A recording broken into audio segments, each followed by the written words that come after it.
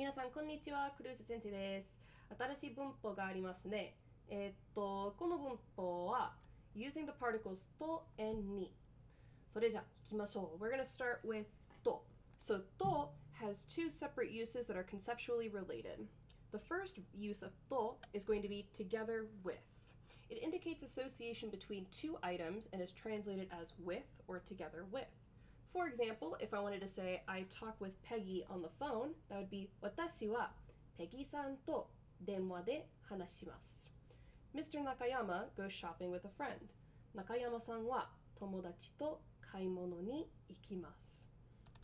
Now we're going to use it as and. This is to connect two or more nouns. If I wanted to express that Smith and I are students, スミスさんと私は学生です。I read a newspaper and a magazine. 新聞と雑誌を読みました。Or rather, I read them. All the above examples show that the particle と connects nouns only. It cannot be used to connect two or more sentences or verb or adjective phrases.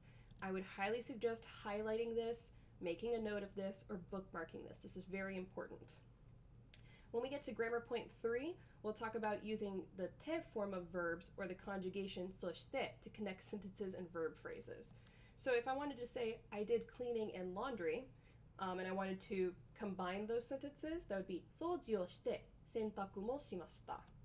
I cleaned the house, then I did laundry would be 掃除をしました。そして洗濯もしました. Now we're going to talk about the particle ni. So far, you have learned three functions of the particle ni.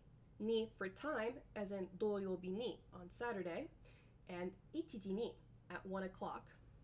Ni for goals and destinations, as in 学校に行きます go to school. And ni for the location of a person or object, such as うちにあります or います it is in my house or someone is in my house. This chapter is going to introduce two more usages of the particle ni, but they are related to ni used for goals. So it's going to be that second one that we talked about here. So ni to a recipient, target, goal, or destination. It can indicate the recipient or target person to which an action is directed. So if I were to say 私は友達に手紙を書きました. I write a letter to a friend, or I will write a letter to a friend. Think of it like this. We talked about in class how you use your ne's to get you to your goal or destination. If I were to completely remove this part of the sentence, so if I were to just say, 私は手紙を書きます. I write a letter. That's a very general statement. It's addressing the topic, which is me, and it's saying what I'm going to do. I'm going to write something. What is it that I'm writing? A letter. We're just adding more detail of the destination of the letter. Who or where is this letter going to? Well, it's going to be addressed to my friend. That's the destination, the target, the recipient. And that is why we use ni. So then we have down here, if I want to make a phone call, I could just say 電話をかけます. But I want to be specific that it is to my friend that I'm making a phone call. So if I'm putting in the phone number, it is going to get me to my friend. 友達に電話をかけます. I write an email to my parents. Similarly to what we did with 手紙, if I just want to say メールを書きます, I write an email. But my parents are the destination, so 両親にメールを書きます. I want to ask my teacher a question. I could just say 質問します. I ask a question. But where is my question going to? Who will be the recipient of this question, or who is the target of my question? That's going to be my teacher. So I would say 先生に質問します. And then if I want to talk about I meet my friends, 友達に会います. So something that we want to address here are these notes here. Ni in this usage indicates the end point of an action, so it is conceptually related to ni or 行きます, 来ます, 帰ります. However, unlike the above usage, ni or 行きます, 来ます, 帰ります cannot take a person as a goal. In some cases, the particle と association with is used instead of ni with verbs like 会います and 話します. Although the English translation does not differentiate the two, the meaning is very different in Japanese. When ni is used, the action is unidirectional. So if I were to say 先生に話します, it indicates that the speaker is telling something or speaking to the teacher but not having a conversation. Conversely, to indicates bidirectional orientation. So sensei to hanashimasu indicates that the speaker and the teacher are collaboratively engaging in a conversation. So if you were to say sensei ni hanashimasu, you tell the teacher something. So if you wanted to tell the teacher, hey, I made it onto the basketball team, that is you just saying something to the teacher. The teacher has yet to participate in the conversation, so that's you just saying, I tell something to the teacher. Now, if you want to talk about conversing with the teacher, that you are actually having a back and forth in conversation, that is when you would say sensei to hanashimasu. You are conversing with the teacher. Whereas in the first one, sensei ni hanashimasu, you are saying something that is going in the direction of the teacher. The teacher is the recipient of what it is that you have to say. Similarly, tomodachi ni aimasu is used when the speaker goes to the friend to talk to or bumps into the friend on the street. But if you were to say tomodachi to aimasu, it suggests that the speaker and the friend have made prior arrangements to see each other.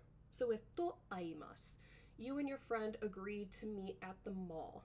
So because you have agreed to make that suggestion of, all right, let's go and meet at the mall, then that means that together you will meet up at the mall. You will meet up to see each other. Ni aimasu. You're walking your way downtown and you happen to bump into your friend and you're like, oh, hey, what's up, Samantha?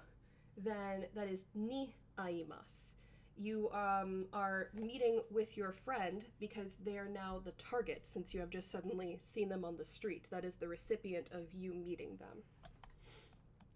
Now let's talk about purpose ni ikimasu, kimasu, kaerimasu, and dekakemasu. So ni can also indicate the purpose for going somewhere. It is used with the verbs iku, kuru, kaeru, and dekakeru. The purpose may be a noun indicating activity, such as kaimono and konsato. So if I wanted to say Allison went shopping, Arison-san wa kaimono ni dekakemashita. Allison is the person we're talking about. Dekakemashita, she went out. She left her house to do something. What is it that she went to do? Shopping. Mr. Lee is going to a concert. Lee-san wa konsato ni ikimasu. He is going somewhere. Where is he going? What's that destination? That is the concert. When purpose is represented by a verbal expression such as tenisu o shimasu or gohan o tabemasu, ni should be attached to the verb stem. And remember that the verb stem is that part of the verb that comes before mas. So if I wanted to say, I will go out to eat, I'm going out to eat, that would be gohan o tabe ni dekakemasu. So what is it that I want to do? I want to go eat a meal. So that would be gohan o tabe. Then how am I getting there? Am I going? Am I coming? Am I returning? Am I going out? Well, I have to leave my house to go out and eat something, so I would say dekakemasu. So the purpose of my movement is to eat. So that's tabe ni dekakemasu. Note that ikimasu, kimasu, kaerimasu, and dekakemasu are commonly used with the expression of a destination, such as doshioka ni or e ikimasu. When combined with the purpose, the sentence can have more than one ni, such as doshioka ni benkyou shi ni ikimasu. Go to the library with the purpose of studying.